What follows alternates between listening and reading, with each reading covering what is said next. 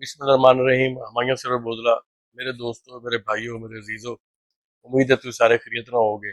अल्लाह ताला दोनों इज्जत मात रखे। चंद दिन तो खबर आ रही ने भी मुस्लिम लीग नवाज जी है वो इलेक्शन कराने जा रही है पंजाब में पंचायती इलेक्शन। ते बड़ी खुशी का मुकाम है, ये सुन के बड़ी खुशी महसूस हुई।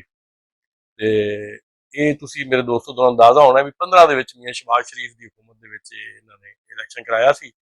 इलैक्शन लड़न तो बाद जितन तो बाद लोग एक साल तक इंतजार करते रहे सन कि अगला मरला जो कदों आना।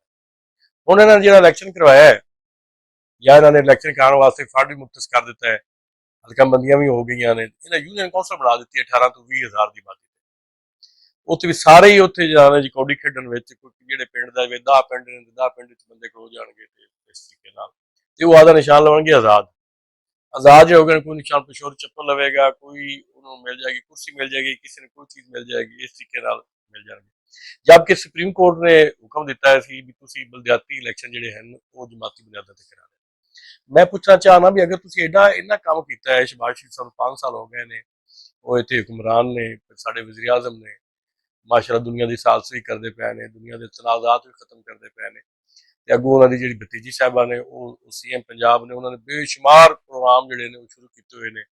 सुबह जो उठिने तो एक नवा प्रोग्राम जो है ना वो आवाम के सामने आया पिया होंदा है।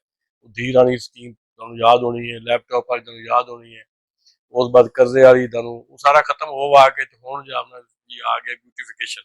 हुण ब्यूटिफिकेशन तो आ गई है, पेट दे विच बंदे दे कोल रोटी कोनी खाण वास्ते। तुसीं गंदम किसानां दी जिहड़ी 5,000 1800 दी लै लई है, मजदूरियां खत्म हो गई, आलू उन्हां दे रुल गए, बंदे परेशान में बैठे ने, जुर्माने तुसां ला दिते ने, टैक्स तुसां ला दिते ने, सफाई टैक्स तुसां लाता है, वासा टैक्स तुसां लाता है, पानी टैक्स तुसां लाता है, दवाइयां टैक्स तुसां लाता है, पेट्रोल का टैक्स तुसां लाता है, डीजल टैक्स तुसां लाता है, कोई शै छड्डी जे ईवन के माचा डब्बी तो भी तुहाडा टैक्स है। इन्ने काम करन तो बाद तुसीं हुण बलदियाती इलैक्शन करवा रहे जे ते बलदियाती इलैक्शन दे विच तुसीं वार्ड बनाओ, वार्ड दे विच जो सुप्रीम कोर्ट दा हुक्म है वार्ड बनाओ, ग्राउंड अपनी ग्राउंड सतह ते जाके निशान लैके दो। तुहाडे जेहड़े शेर हैं मतवाले गली गली महल्ले महल्ले फिरदे ने, तुहाडे पोस्टर भी लगदे ने, तुहाडियां जेहड़ियां इन्हां दी ओह जिहदे शहर जाओ उस जगह ते तुहाडी मरियम नवाज साहिबा दियां तस्वीरां, शहबाज शरीफ दी तस्वीरां नाल नहीं होंदियां, मरियम नवाज साहिबा दी होंदियां ने, कोई इक अद्धी जगह ते नवाज शरीफ दियां भी होंदियां ने। ईवन के हर जगह ते डैंपर भी हुंदा है, उंदे ते तुहाडी तस्वीर लगी होंदी है, कोई कूड़ादान है उंदे ते तस्वीर लगी होंदी है। इन्ने तुसां काम कीते ने ते फिर डर किस गल दा? फिर डर किस गल दा? तुसीं आदा शेर दिओ आदे बब्बर शेरां नूं ਜਿਹੜੇ ਵਾਰਡਾਂ ਦੇ ਵਿੱਚ ਫਿਰ ਰਹੇ ਨੇ, ਤੁਹਾਡੇ हर जगह ਤੇ ਹੋਣੇ ਨਾ, ਤੁਹਾਡੇ ਸਾਰਾ ਪੰਜਾਬ ਜਿੱਤਿਆ ਨਾ ਤੁਸੀਂ, ਤੁਹਾਡੇ ਵਾਰਡਾਂ ਸ਼ੇਰ ਹੈਗੇ ਨੇ, ਗਲੀ ਮਹੱਲੇ ਸ਼ੇਰ ਹਨ, ਉਹਨਾਂ ਸ਼ੇਰਾਂ ਦਾ ਨਿਸ਼ਾਨ ਦਿਓ।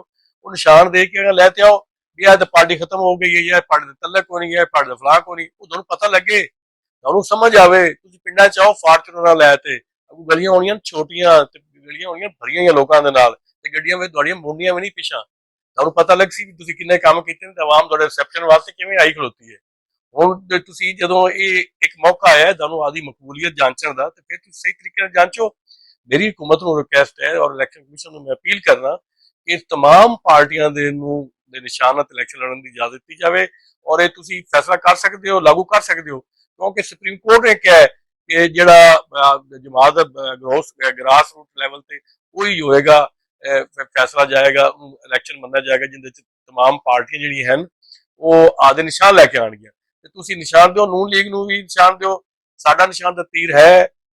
मैं तो कहूँगा इमरान खान को निशान दो, वो सारे ने मुकाबला कराओ, आवन दो, जो जित जाए इलैक्शन हो गया आवन दो, लेकिन तुम करना नहीं। असं भी मुकाबले करने वास्ते तैयार है।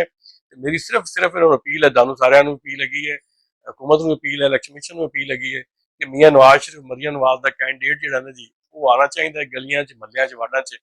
अवाम बड़ी बेसब्री इंतजार करते पे ने, ये फिर अगा ये तो वेला आप दसेगा, जो मारदा है मैदान पैरे।